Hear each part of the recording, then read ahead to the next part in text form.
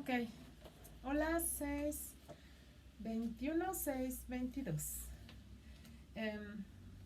A ustedes les dejé a revisar un cuarto propio de Virginia Woolf. ¿Quién es Virginia Woolf? Yo he venido tratando de hacerles ver la importancia de las guerras mundiales, Primera y Segunda Guerras Mundiales en el continente europeo, para generar un cambio de conciencia radical en la vida de las mujeres. Al percibir ellas con claridad que son capaces de salir adelante en la vida pública y hacer un montón de cosas que ya hemos visto en otras lecturas. Pero bueno, sí quiero señalar que tanto Virginia Woolf como Simone de Beauvoir, o sea, las dos feministas inglesa y francesa del siglo pasado, Virginia es una literata potentísima, tiene unas obras espectaculares. Uno no puede ser la misma persona antes y después de haber leído a Virginia Woolf, ni a Simone de Beauvoir. Pero a mí me parece que Simone de Beauvoir nos debe, ¿no? Yo ya me compré 2 libros nuevos de ella que son inéditos, que ahí luego se los platicaré, increíbles, ¿no? Pero sí me parece que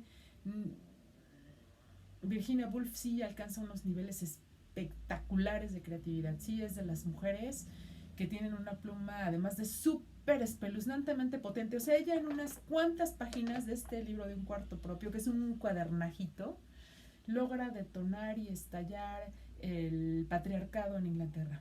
Está brutal. Simone de Beauvoir tiene que escribir 700 páginas y no convence, ¿no? O sea, sí tiene pegues, sí tiene éxitos, sí sus obras se venden, sí ella alcanzó una situación económica como escritora después de que se publica El Segundo Sexo, pero evidentemente no tiene la potencia brutal que tiene y que tiene mucho mérito Virginia Woolf, porque les digo que es una mujer inglesa y a las mujeres inglesas definitivamente el patriarcado las tiene asfixiadas. No sé si han visto Orgullo y Prejuicio, pero las mujeres no pueden estudiar, no pueden heredar, no pueden elegir su estado civil. Lo mejor que les puede pasar es que alguien les ofrezca matrimonio, quien sea, como sea, el chiste es que las mantenga. Viven de la lástima de los parientes, ¿no? O sea, no pueden heredar las propiedades de su padre porque son mujeres. No, es un asco Inglaterra, ¿no?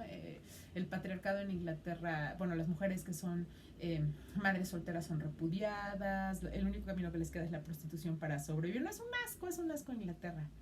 Y entonces Virginia escribe Tres Guineas, que es una belleza y una delicia y súper difícil de conseguir. Yo solamente lo conseguí aquí en el PUEC de la UNAM y en copias, ¿no? Y lo he buscado en diferentes partes del mundo. Son esos libros, wow, súper difíciles. Que México va publicando, ya saben, con una lentitud las obras feministas. Virginia Woolf, bueno, Lobo, ¿no? Virginia Lobo. En un cuarto propio nos hace reflexionar sobre la importancia de tener un cuarto propio para crear, ¿no? Ella es como muy consciente de que para que florezca la creatividad es necesario tener un espacio propio, con lo que la palabra propio significa, ¿ok? Entonces, porque tú estableces tus ritmos, porque tú estableces tus prioridades, porque lo que tú quieres, necesitas y deseas cabe ahí, porque tus sueños ahí están floreciendo, germinando, porque es tu semillero. Entonces, Virginia es muy consciente de algo que al feminismo le va a tomar tiempo en entender, que es la espacialidad, la importancia de un espacio en las casas, ¿no? Entonces ella desarrolla esta obra de un cuarto propio. Entonces yo solo les di así como ya la última parte porque es como más conveniente hacerles una antología breve que ustedes puedan ir revisando, ¿no? Y además Lumen tiene un tema de derechos de autor que no paga. No es como CEU, que yo pueda fotocopiar todo el libro y decirles léanselo porque está increíble, valdría la pena, ¿no? Sino que tuve que hacer una selección muy de pequeños capítulos, ¿no? Entonces, bueno, el capítulo 6 dice: en 1928, ¿qué estaba haciendo Londres? Ajá. A nadie le importaba un bledo, y no lo censuro, el porvenir de la novela, de suerte que la poesía o el desarrollo por la mujer normal de un estilo de prosa plenamente adecuado a su mente. creo que ustedes ya tienen conocimiento de que las inglesas tuvieron que publicar con sobrenombres masculinos para poder vender sus obras, porque la misoginia simplemente no permitía ni que las mujeres accedieran a las escuelas, muchísimo menos que publicaran, ¿ok? Entonces, ella logra tal genialidad con la pluma, la terrible Virginia Woolf, que termina dándole clases en Oxford a los ingleses diciéndoles cómo escribir, ¿ok? Entonces, la escena era bastante común. Lo curioso era el ritmo que mi imaginación le otorgaba y el hecho de que la escena común de dos personas subiendo a un taxi tuviera la virtud de comunicar algo de su propia satisfacción.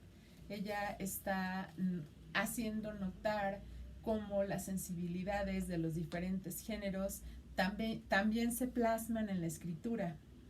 Evidentemente hoy sabemos que una mirada de mujer en las obras es muy distinta a la mirada de un hombre, que eso es algo que Carol Bateman denuncia. A ver si no estoy mintiendo. No, Kate Millett, perdón, en Política Sexual, ¿no? O sea, justo las primeras páginas de la Kate son para criticar cuando las novelas se hacen con un sesgo de género y con una mirada desde un erotismo que no lo es, ¿no? Que más bien es la brutalidad y la violencia la que permea desde una sensibilidad, si le vamos a llamar así, masculina, ¿ok? Entonces dice, bueno, la mente es, por cierto, un órgano muy misterioso, reflexioné retirando mi cabeza a la ventana, del que no sabemos nada absolutamente, aunque dependemos de él por completo. Tal cual, ¿no? Entonces, si uno es mujer, le suele sorprender una brusca división de la conciencia. Digamos, al bajar por Whitehall, cuando deja de ser natural heredera de esa civilización y se siente exterior, forastera y crítica. Sí, evidentemente, imagínense la sensibilidad de las mujeres cuando cruzaban por la calle y cuando, bueno, ella narra eso, ¿no? Como ella ve las capas negras, ¿no? Los sombreros así negros, ya saben, ¿no? Imagínense la cultura inglesa del siglo pasado, pues ya antepasado, y ella ve cómo van a las universidades los chicos y es un espacio que para ella está vetado. Entonces empieza a darse cuenta que el universo está dividido en sexos, el universo en el que ella vive, ¿no? Y bueno, nosotros todavía, si tenemos la suficiente sensibilidad, podemos apreciar que algo está pasando de manera diferente si eres hombre a que si eres mujer, ¿ok? O sea, y entre más conocimiento y claridad tienes de esto, pues más lo percibes, ¿no? Entonces, pero ciertos estados de conciencia, aunque adoptados con toda espontaneidad, parecen menos cómodos que otros. Para persistir en ellos, uno sin querer reprime algo y gradualmente la represión importa un esfuerzo, pero debe haber un estado en el que uno puede persistir sin esfuerzo porque no hay nada que reprimir y quizá, volviendo a la ventana, es uno de ellos, ¿ok? Porque cuando vi a la pareja subir al taxi, la mente siguió bla, bla, bla, ¿no? Ok, ella está haciendo conciencia de qué significa entonces permanecer en la represión en una sociedad que a un género lo ha destinado a eso, ¿no? A una situación de aislamiento, a una situación de alejamiento, de apartamiento, porque eso es lo que dicta las buenas maneras y las buenas costumbres que ya las hemos revisado todas y hemos tenido que detonar un montón de expresiones de esas represiones, ¿no? Es que la sociedad dice que está mal, siempre hacia las mujeres porque nunca es hacia la masculinidad, ¿no? Y cualquier hombre alerta se da cuenta y dice, a ver, chao, esto es una payasada, ¿no? Entonces, dice, hizo que me preguntara también si no habría dos sexos en el espíritu correspondientes a los dos en el cuerpo. Fíjense qué interesante. O sea, dice, bueno, pues si el mundo está separado por sexos, si no podemos hacer lo mismo, entonces nuestros espíritus también están separados por sexo. Qué interesante pregunta, ¿no? Porque evidentemente no, ¿no? Evidentemente la psique, la mente, ¿no? Pues no va a ser una división por sexos, ¿no? O sea, es como, a ver, vamos a ver si se sostiene mi tesis, pero no, ya muchas feministas han dicho el cerebro no tiene sexo, ¿no? Si nos ponemos estrictos, sí diríamos, bueno, es que hay un cerebro que produce más progesterona y otro más testosterona, sí, bueno, X, ¿no? Pero eso no impide que veas, o sea, no hay ojos de hombre y ojos de mujer, ¿no? Pelo de hombre y pelo de mujer, ¿no? Me refiero al cabello, ¿no? O, no sé, inhalar de hombre y inhalar de mujer, qué sé yo, ¿no? O sea, es como ridículo pensar que los sentidos son relativos al sexo, ¿no? O sea, en sentido estricto, en sentido estricto, en sentido estricto, hemos cargado de genitalidad nuestra realidad, ¿no? Y la hemos dividido en femenino y masculino, pero nosotros los occidentales, y hay un montón de culturas en las que ni siquiera existe el artículo femenino masculino, las personas son, y no radica su valor en su genitalidad, ¿no? Sobre todo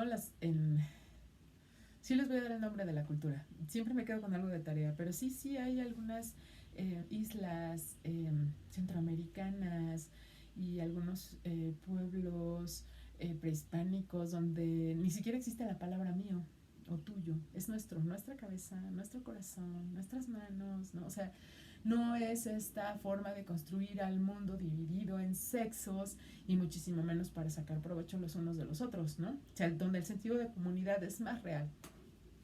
A ver, entonces, dice, hasta en un hombre la parte femenina del cerebro debe ejercer influencia y tampoco la mujer debe rehuir contacto con el hombre que hay en ella. Esto es bien interesante, ¿no? Ya nos pone el yin y el yang enfrente, ¿no? Obvio, todos sabemos que las mujeres producen testosterona y los hombres producen progesterona en cantidades diminutas, pero en realidad, o sea, sí somos un yin y un yang y estamos, a ver, o sea, ningún ser humano nació sin la presencia de una célula femenina y una célula masculina. Punto. Chao, se acabó, ¿no? Y para que nazca un nuevo ser se necesita una célula masculina y una célula femenina. Entonces, nos guste o no, van a pares nuestras células, ¿no? Entonces, no es tan simple hacer una división de, es que eres mujer absolutamente, pues sí, pero el 50% de mi ADN lo puso una célula masculina, ¿no? O, no, pues es que,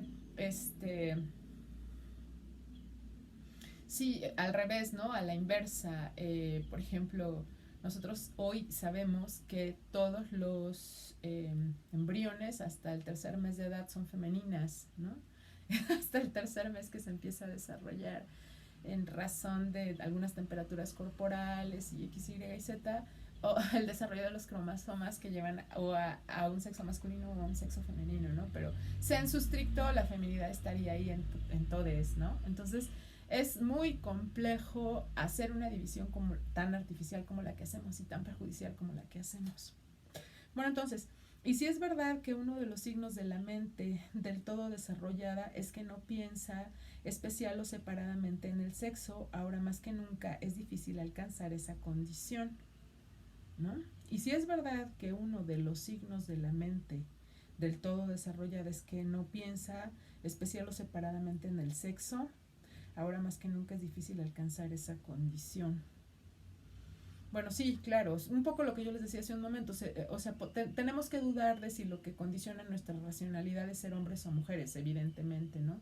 Pero en el momento en el que ella está hablando es que es así, o sea, en un país en guerra el que es hombre va a la guerra, el que no se queda, ¿no? Entonces, claro que si eres hombre o eres mujer es importante en ese momento, ¿no? Y de ahí se decide el resto de tu vida. Era delicioso volver a leer lo escrito por un hombre. Se sentía un bienestar casi físico ante esta mente libre, bien alimentada, bien educada, que nunca había sido retorcida o contrariada, que había gozado de plena libertad desde que nació para estivarse como quisiera. O sea, se está dando cuenta que las plumas de los chicos que en ese momento van a tener una potencia brutal en la literatura y que son plumas que ya se quedaron inmortales en la humanidad y que leer a esos literatos, yo les adeudo, pero les deseo en verdad leer en algún momento. También Simone de Beauvoir habla mucho de la importancia de estas plumas de esa generación. Que pues reflejaban evidentemente su libertad, sus viajes por el mundo, su cultura, sus múltiples lecturas, y que a todas estas que no era tan vívida ni tan rica la imaginación de las mujeres, que se tenía que constreñir a un pues a un espacio muy, muy particular, ¿no? Entonces, porque Alan abundaba en opiniones y Phoebe estaba como ahogada en la pleamar de sus opiniones, ¿no? A ver, vamos a ver quién es Alan y quién es Phoebe. Ok, dice, entonces Alan se levantó y la sombra de Alan borró inmediatamente a Phoebe, porque Alan abundaba en opiniones y Phoebe estaba como ahogada en la pleamar de sus opiniones. Me imagino que son personajes de ella, probablemente, pero ella está haciendo hincapié en la libertad que le era dada en su generación a los chicos para acceder a una libertad mental, a una libertad física, a una libertad económica, a una libertad emocional, y que, pues como ven, ¿no? La chica Phoebe estaba, no tenía opinión, no tenía derecho a opinar, no podía pensar, bueno, y además, ¿cómo podía discrepar? O sea, ¿cómo le puedes decir, cuando no conoces absolutamente nada, cómo le puedes decir a esa persona es que tú no tienes razón, ¿no? O es que yo pienso diferente, o sin exponerte al ridículo, ¿no? Porque, pues, ¿desde qué herramientas puedes? Entonces, bueno, me imagino, no sé si son personajes o son amistades, no lo sé, porque estoy como muy a vuelo de pájaro. Luego dice, por eso todas sus cualidades le resultan a una mujer, si es lícito generalizar toscas e inmaduras, carecen de poder sugestivo, y cuando un libro ay, perdón, lo siento, está nublado y está lloviendo y tuve que salir, en fin, carecen de poder sugestivo, y cuando un libro carece de poder sugestivo no puede penetrar en la mente por más que golpee la superficie. Ok, súper interesante lo que está diciendo ella.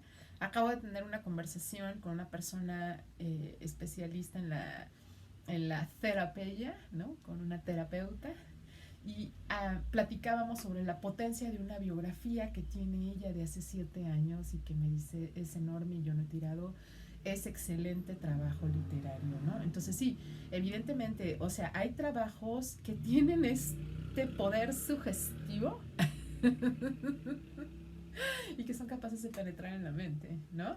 Sí, yo la verdad, cuando leí la novela de Simone de Beauvoir, qué pésima me pareció. Sorry, qué pésima me pareció. O sea, híjole, no. Corín Tellado de la Cosmopolitan lo hace mejor, ¿no? O sea, lamento lo que estoy diciendo, pero sé que no es muy académico, pero es real. O sea, verdaderamente sí se notaba. Y miren que ella había ido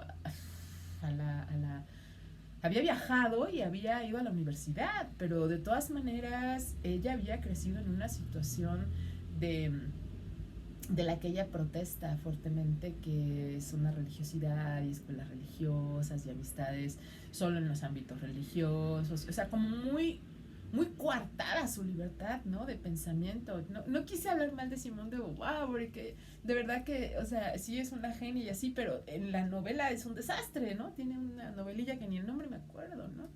Sí la leí todo, pero no. No, y no les puedo decir eso de Virginia Woolf. Virginia Woolf está brutal. O sea, Virginia Woolf tiene personajes que se convierten en hombres, se convierten en mujeres, son casi que inmortales, de una genialidad, de una memoria, de unos recursos para describir. No, Virginia está brutal. En cuanto a literata, Virginia está brutal. Entonces, bueno, a ver. El escritor está comunicando su experiencia con plenitud perfecta. Tiene que haber independencia y tiene que haber paz, ¿de acuerdo? Entonces, para pensar, se necesita un espacio donde haya, pues ella dice plenitud perfecta, ¿no? ¿Cómo llegas a una plenitud perfecta? Se necesita independencia y se necesita paz, porque tú necesitas poder regir tus tiempos y tus intereses y tus inquietudes intelectuales al ritmo que vamos a ver, o sea, si hoy tengo que leer 10 libros, o hoy tengo que leer 20, o hoy tengo que resumir, o hoy tengo que traducir, o hoy tengo que, me explico, o sea, si yo tengo que estar como bailando mi nuez, dice Graciela Hierro, pues no lo puedo hacer, ¿no? Entonces, la psique, la mente lleva su propio ritmo, me explico, entonces ella se da cuenta que un escritor está comunicando una experiencia con plenitud perfecta, pero tiene que haber, es una condición, tiene que haber independencia y tiene que haber paz, sí o sí. Entonces ahí ya nos está poniendo en la perspectiva de si yo quiero realizar en algún momento una tesis de licenciatura, pues ¿cómo lo voy a hacer si no tengo un espacio con esa plenitud? ¿Me explico? Ni se diga un trabajo de bachillerato, ni se diga un trabajo de licenciatura. O sea, yo tengo que ir cobrando conciencia de la importancia de un espacio adecuado para desarrollar el pensamiento, porque la psique necesita su espacio. Y ahorita que estamos exiliados de las bibliotecas, porque no podemos estar en espacios cerrados, ahora más que nunca se hace necesario y se hace importante tener un espacio donde suceda esa plenitud de independencia y de paz. Sí o sí, creo que todos nos estamos dando cuenta. Yo grabo videos y de pronto alguien me dice, oye, es que no se escuchan, ¿no? Pues es que estoy súper taciturna reflexionando y yo ni cuenta me doy que ya bajé la voz, ¿me explico? Entonces, si tú no tienes un espacio encerrado, porque yo los escucho perfecto en mi espacio encerrado, pero cuando tú los quieres repetir en tu casa con qué sé yo, todo el folclore familiar, pues es bien complejo, ¿no? Porque yo estoy en otro ambiente, en otro ámbito, ¿me explico? Bueno, luego dice, toda esa polémica del sexo contra sexo, de cualidad contra cualidad, todo ese alarde de superioridad, de imputación, de inferioridad, pertenecen a esa etapa escolar de la evolución humana en la que hay lados y es preciso que un lado le gane a otro. Fíjense qué bonito, ¿no? O sea, ya se da cuenta desde hace ya 2 siglos que si hacemos una división tajante entre lo masculino y femenino, más bien son actitudes escolares y yo creo que escolares básicas, ¿no? O sea, en realidad esta diferenciación ya en un sentido estricto, asentarla en la vida no es tan sencillo. O sea, decir, tú eres hombre porque usas pantalones y tú eres mujer porque usas falda, ya es como una división muy superficial, ¿no? Y como tú usas falda, entonces eres incapaz de viajar, eres incapaz de pensar, eres incapaz de estudiar, eres incapaz de ser independiente, pero ¿qué tiene que ver una cosa con la otra? ¿Me explico? O sea, ella se da cuenta de que la división de géneros es muy superficial. De hecho, ella la estalla. Ella es una feminista muy potente porque ella estalla esa división desde hace 2 siglos. Y además lo hace con un humor genial. Luego dice, las personas a medida que crecen dejan de creer en lados, evidentemente, ¿no? O sea, sí, cuando entras al feminismo y cuando cobras conciencia del género y cuando entiendes que hay una identidad que ha sido construida desde la desvaloración, no puedes evitar decir yo no estoy de acuerdo. De ahí a que quieras generar una situación de apartamiento de los dos géneros, es una tentación, yo no digo que no, pero es una tentación fallida, porque no resuelve, la necesidad real de los seres humanos, que es una necesidad que pasa por la conexión de hombres y mujeres. Entonces, como nos necesitamos los unos a los otros, permanecer en aislamiento del otro sexo tampoco es la solución.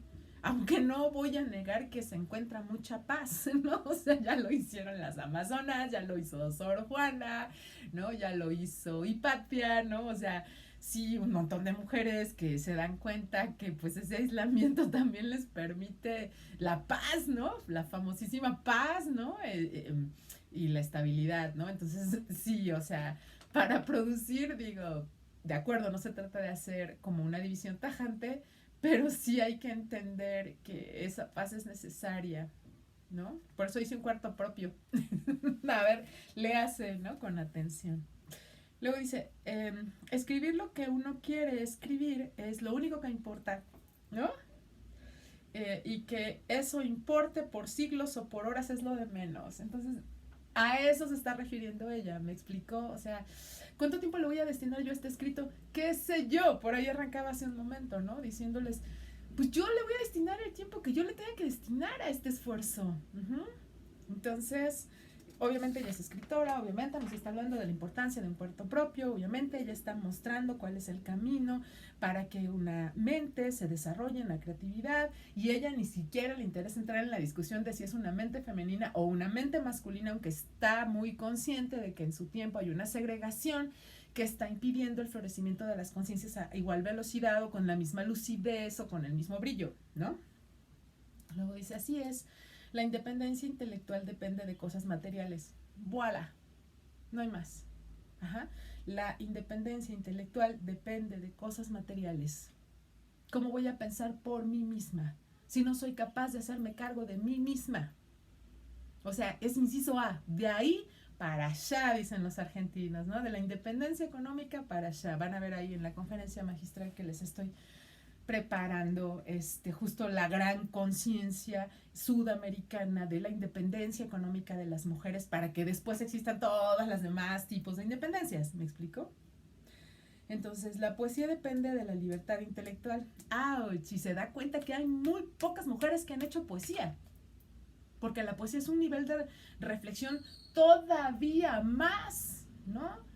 Producto de un contacto con el espíritu y con la cultura. Y la Sor Juana era una tremenda poetasa, ¿no? Entonces, la independencia intelectual depende de cosas materiales. La poesía depende de la libertad intelectual. Y las mujeres han sido siempre pobres. No solo por 200 años, sino desde el principio del tiempo. Las mujeres han tenido menos libertad intelectual que los hijos de los esclavos atenienses. Vean qué palabras, me dan ganas de llorar, ¿no? Las mujeres, por consiguiente, no han tenido la menor oportunidad de escribir poesía. Desgarrador, desgarrador y doloroso. Porque yo cuando voy a las librerías pongo atención y me fijo, porque yo quiero tumbar algún libro de poesía. Yo sí me traje poesía chilena y me encantaba, ¿no? Y sí he buscado a las poetas, pero admito que por cada mujer poeta hay 20 hombres, ¿no? Entonces, las mujeres, por consiguiente, no han tenido la menor oportunidad de escribir poesía. He insistido tanto por eso en la necesidad de tener dinero y un cuarto propio. ¿Ok? Ya llegó a donde ella quería llegar. No arrancó por ahí, pero sí llegó ahí. Hay una necesidad de las mujeres para tener dinero y un cuarto propio. Si tú quieres crear, si tú quieres pensar, si tú quieres independencia, necesitas tu espacio y necesitas recursos para tu espacio, sí o sí. Es una condición prioritaria. Entonces, por las buenas, esta frase me encanta, por las buenas o por las malas, espero que ustedes adquirirán, yo se los deseo de todo corazón, que ustedes adquirirán bastante dinero para haraganear y viajar. Bendecidas sean, que les suceda. Para considerar el porvenir o el pasado del mundo, para soñar sobre los libros y demorarse en las esquinas y dejar que la línea del pensamiento se sumerja hondo en el río, porque no quiero que se limiten a la novela. Esta a mí me llega. Si quieren complacerme, y hay miles como yo, escribirán libros de viaje y aventuras, de investigación y erudición, de historia y biografía, crítica y filosofía. Estallo ahí de amor, ¿ok? Y ciencia. Con todo esto, adelantarán el arte de la novela, sí o sí, ¿ok? Ella sabía que era necesario que las mujeres aderezaran con su inteligencia un mundo que estaba colapsado por un machismo que lo único que se le ocurría era mandar a los hombres a matarse los unos a los otros. Entonces, porque los libros influyen unos en otros. Obviamente, yo lo he visto con mis generaciones de egresados y de egresadas. Cómo son personas re distintas una vez que entran, una vez que reciben esta formación, una vez que salen, pues ya tienen una conciencia súper distinta, están viendo el mundo de otra forma. Entonces, la novela será mucho mejor si se codea con la filosofía. Yo estoy totalmente de acuerdo con ella porque los problemas filosóficos son muy profundos. Entonces, cuando quieres resolver los problemas de quién soy, qué soy y qué hago aquí y le añades filosofía, es que salen unas cosas interesantísimas, ¿no? Ella, por ejemplo, pues no pudo haber conocido a Nietzsche, ¿no? Por ejemplo. Pero Nietzsche, pues es un filósofo, pero también hizo novela, ¿no? Y entonces, bueno, no sé si Nietzsche me diría así, hice novela en Zaratustra, ¿no? A lo mejor me daría un zape, ¿no? Pero sí, evidentemente ya cuando la filosofía está permeando la literatura, nos está haciendo mucho más asequibles problemas que siempre han sido muy abstractos. Entonces es muy agradecible y muy apetecible siempre la literatura desde el punto de vista de un filósofo, porque es mucho más profunda, no es tan superficial. No trata nada más sobre las pasiones humanas, ¿no? Sino que trata sobre los problemas del pensamiento desde hace 4000 años para acá, ¿no? O sea, nos trae como enajos más interesantes que algo que simplemente plasmar el momento por el que estamos viviendo. Yo estoy de acuerdo con ella. Creo que los mejores literatos, y Goethe no me dejará mentir, en el Fausto, que tienen que leer Fausto sí o sí en algún momento de su vida, sí tiene problemas filosóficos serios, graves, y creo que esas obras son inmortales porque acarician el espíritu, ¿no? Arañan o atisban o rozan los problemas del espíritu. Entonces me parece que trabajar literatura desde la riqueza del conocimiento del espíritu es espectacular, realmente. Entonces luego dice, los buenos escritores, aunque muestren todos los matices de depravación humana, son, sin embargo, buenos seres humanos. Bueno, esto a mí sí me parece interesante porque justamente hace un momento estaba yo reflexionando en eso, ¿no? Cómo nuestra sociedad del siglo XX le ha jugado a los malos del cuento, ¿no? Y en el siglo XXI a través de la tecnología y la trata y la prostitución y el secuestro y la pederastia y el narcotráfico, como que nos hemos creído la novela de los malos, ¿no? Como que le estamos jugando a los malos, ¿no?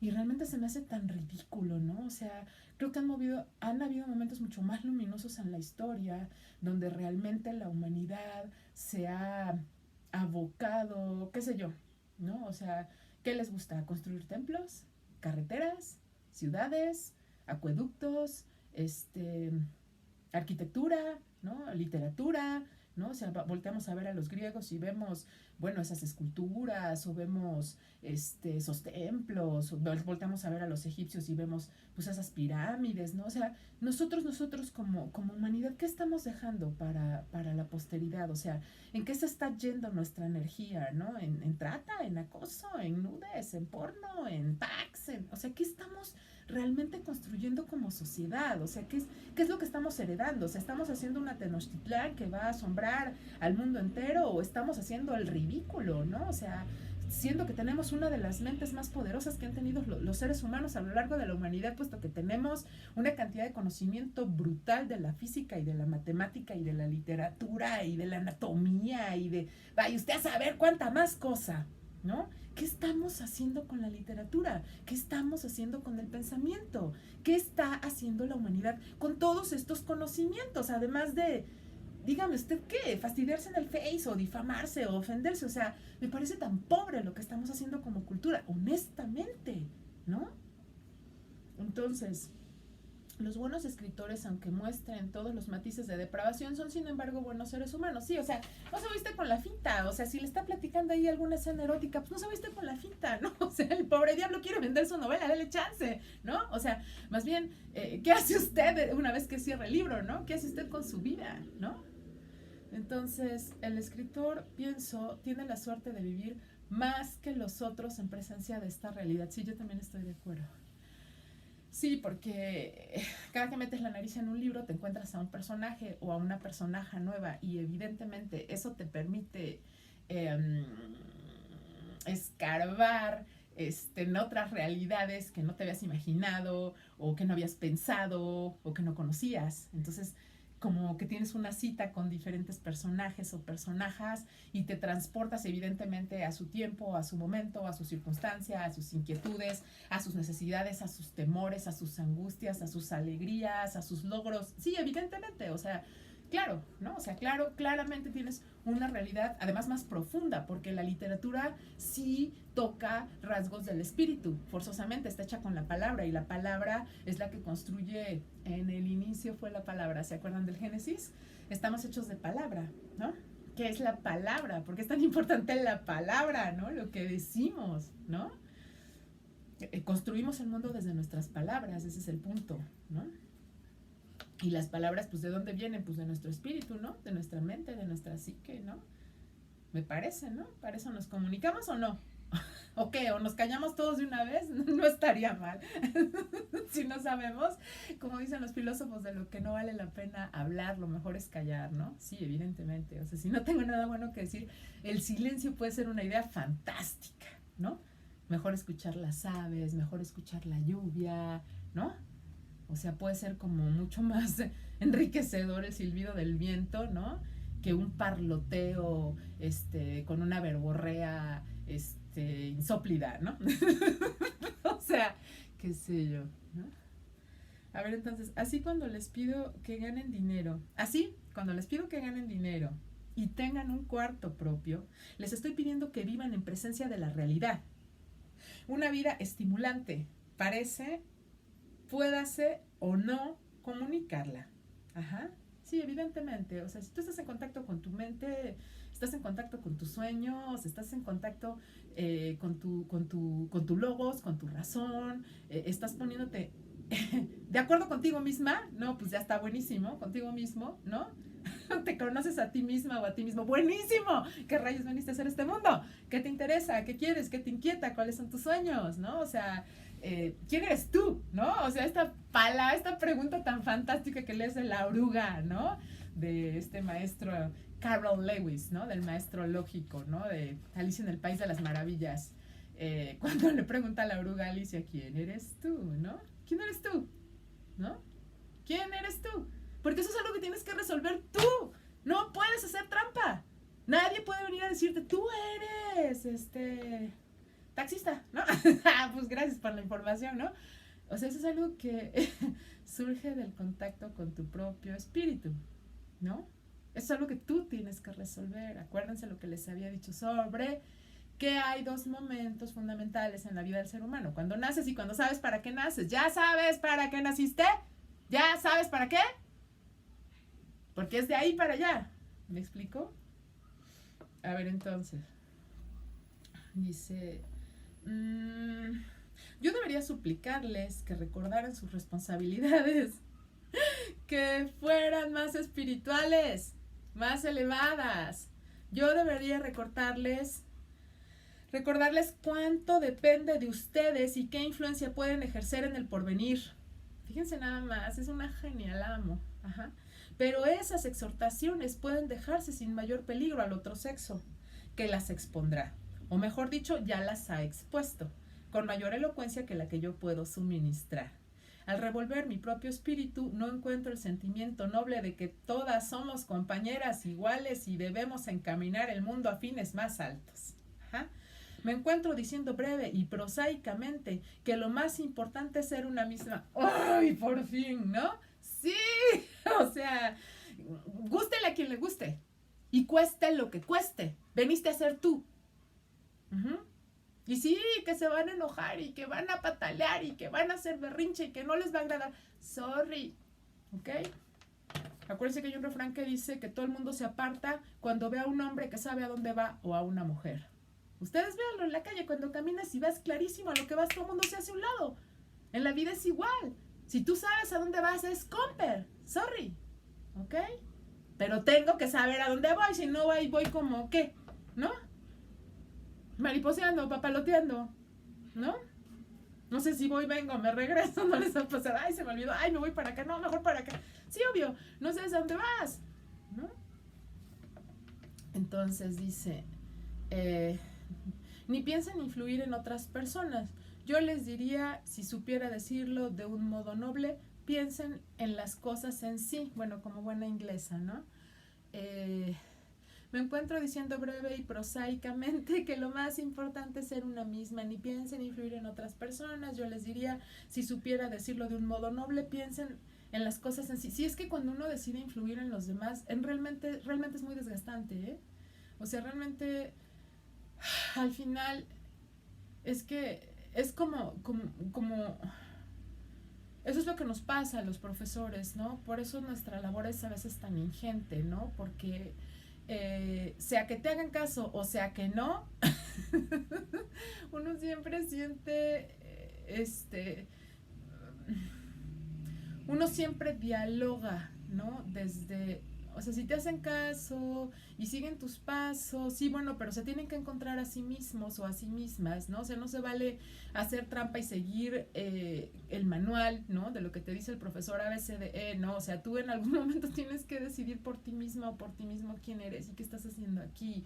Y no puedes siempre estar esperando las respuestas del manual, no funciona así, ¿no? Tanto, dice, no piensen en influir en otras personas. Para los docentes es bastante complejo, ¿no? Es bastante complejo no hacerlo. Y es bastante abrumador hacerlo. Y tener siempre miradas encima también es abrumador porque pareciera que uno por ser maestro no es libre, ¿no? Y uno ya tiene todas las respuestas del manual, no porque en mi caso muy particular, yo no he decidido vivir una vida de manual, ¿no? Y yo no he sacrificado mi libertad a ninguna fuente de trabajo y no veo la hora de jubilarme para recuperar mi libertad y seguir haciendo de mi vida lo que me cante, ¿no? O sea, nunca he pensado que el único sentido de mi vida sea seguir un horario exacto para el resto de mi vida, ¿no? Entonces, justo como un poco es lo que ella dice, ¿no? O sea, ni piensan en influir a los demás, o sea, encuéntrate a ti misma, búscate a ti misma, búscate a ti mismo, sé libre, arriésgate, claro, ¿no? Como Aristóteles dice, ¿no? O sea, con moderación, sin que te cueste la vida, ¿me explico? Sin que mueras así, no sé, o sea, hay pandemia y no mueres de pandemia, pero te subes a la moto y te matas en una moto, ¿no? O sea, ¿qué es esto, no? O sea, no, yo no te diría que tomes ese tipo de riesgos absurdos, ¿no?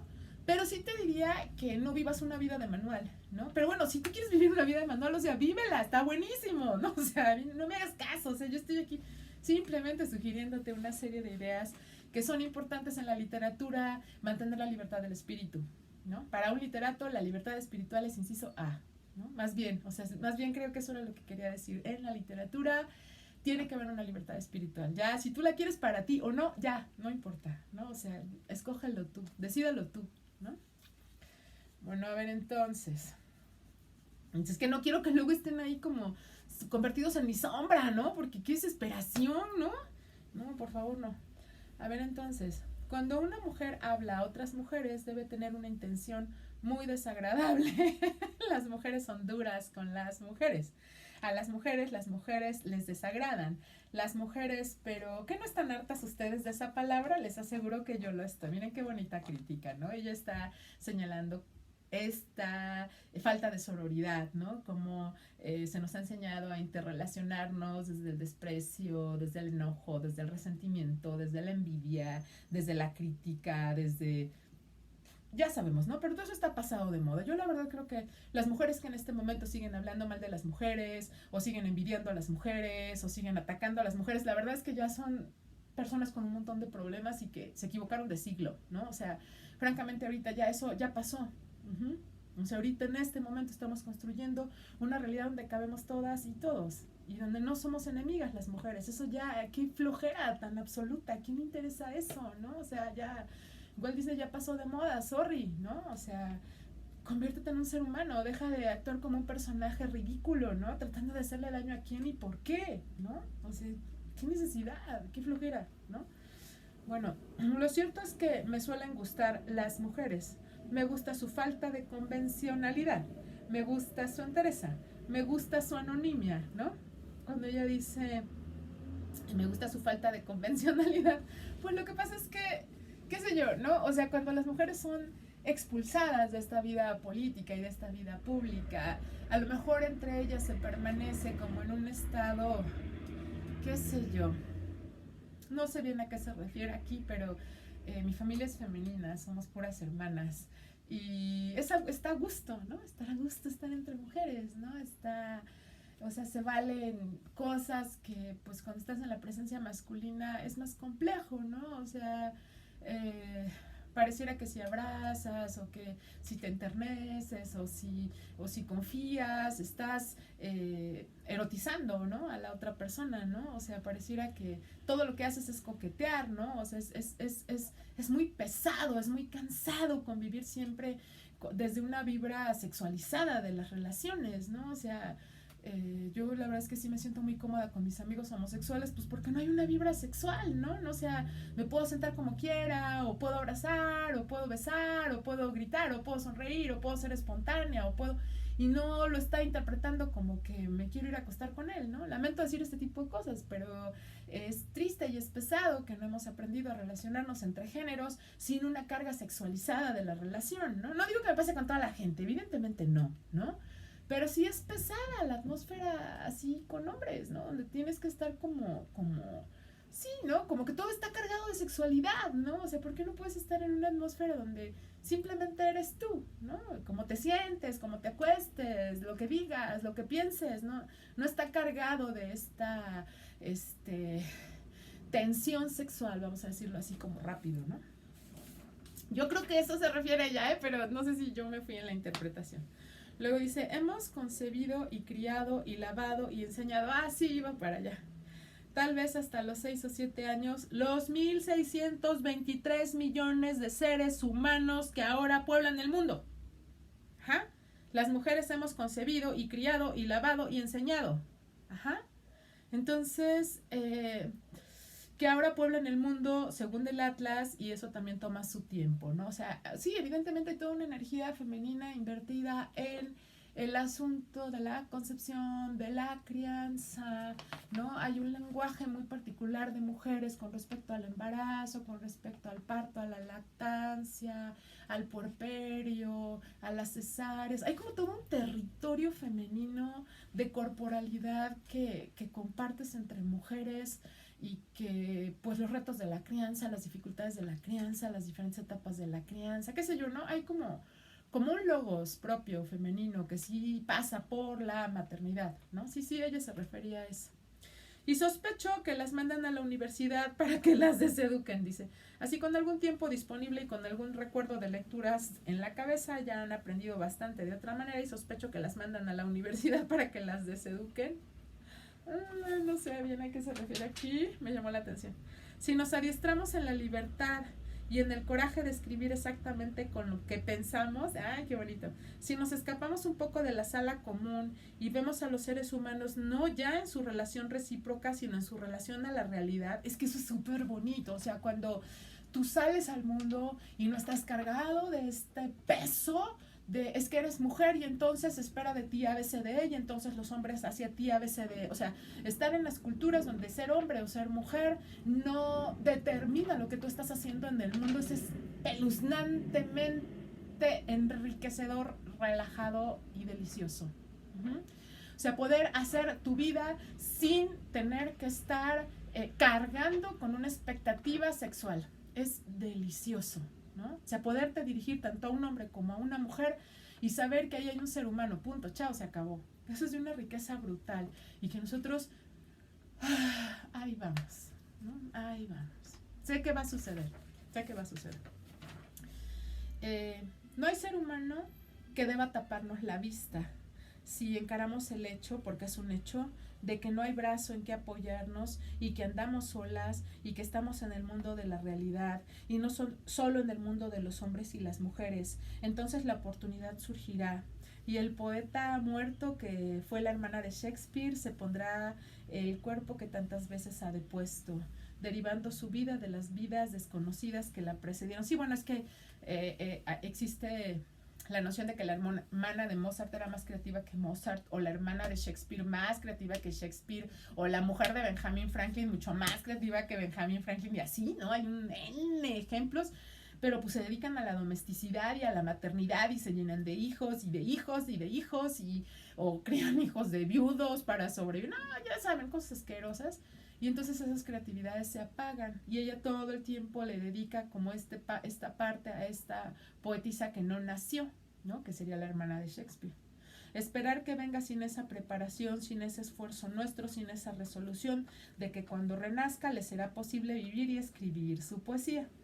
Es del todo imposible, pero sostengo que vendrá si trabajamos por ella, y que vale la pena trabajar hasta en la oscuridad y en la pobreza. ¡Auch! Vean nada más, ¿no? Cómo estas mujeres se están dando cuenta de la importancia de desarrollar. Creo que ya hablé mucho de eso, pero ya nada más para cerrar, pues ella habló de una independencia, ella habló de una paz, ella habló de apropiarse recursos, ella habló de la posibilidad de acceder a un logos propio, ¿no? De a crear y recrear el mundo desde la propia conciencia. Bueno, a mí me parece una delicia la obra. Yo la leí completa, ahorita nada más les releí como el pedacito que les estoy mostrando, y vean, me tardo 1000 horas en explicar. Por más que trato de darle explicaciones en 5 minutos, no puedo, lo siento. Voy a tardar 1000 años en subir este video. Bueno, espero que disfruten esta exposición. Espero que lean a Virginia Woolf de todo corazón. Ya tengo las siguientes lecturas. Por favor, no se presionen. Yo soy una lectora voraz. A mí la literatura es mi pasión, ¿no? Entonces, sé que no pueden ir al ritmo que yo voy. No importa. Sé que tienen un montón de asignaturas. No se precipiten, no se angustien, no se agobien. Yo les voy a ir dejando materiales. Si necesitan seleccionar algunos, pues háganlo. O sea, si no pueden leer todo, no se estresen. Por favor, no se estresen. Háganlo y disfrútenlo, ¿ok? Yo sé que todos estamos pasando por un reto bien complejo en la pandemia y que pues uno hace lo mejor que uno puede. Ahorita, por ejemplo, me estoy dando cuenta que es un video larguísimo y esto vale en datos una fortuna, ni siquiera sé si lo van a poder ver.